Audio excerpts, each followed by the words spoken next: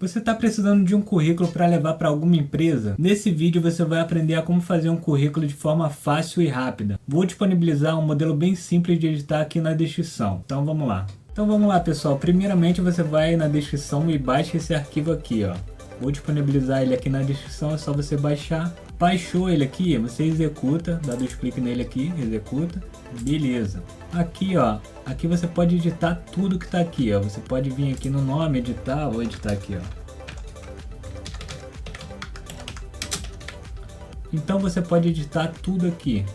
Aqui eu botei um endereço aleatório aqui, ó. Telefone você pode mudar aqui também. Estado civil pode mudar. Aqui eu deixei essa informaçãozinha aqui, mas pode ser alterada também. Tudo que está aqui você pode alterar. Aqui é a formação acadêmica, aqui é ensino médio completo mesmo, o meu. Aqui você bota o nome da empresa, aqui é o nome da empresa, tá?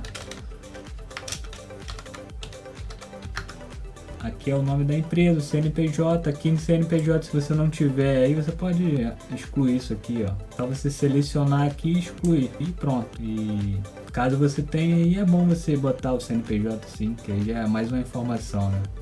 E aqui tem a função, ó. Aqui você pode alterar a função, o período que você trabalhou na empresa. E aqui você pode preencher do seu jeito aí. Pode botar suas informações aqui. É só alterar, ele é totalmente alterável. Você pode alterar tudo que está aqui. Beleza. Aqui você altera aqui, isso aqui é o curso, você pode botar cursos aqui, ó. Esse aqui é um curso que eu fiz também. Tá, eu vou dar o Enter aqui, escrever. Aqui eu posso escrever outra coisa aqui, ó. Beleza. Esse modelinho é bem legal, gosto muito de usar ele.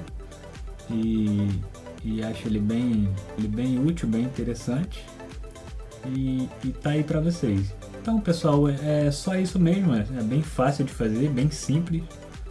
Então tá aí, tá disponibilizado aí na descrição, é só ir lá baixar e fazer o seu currículo aí.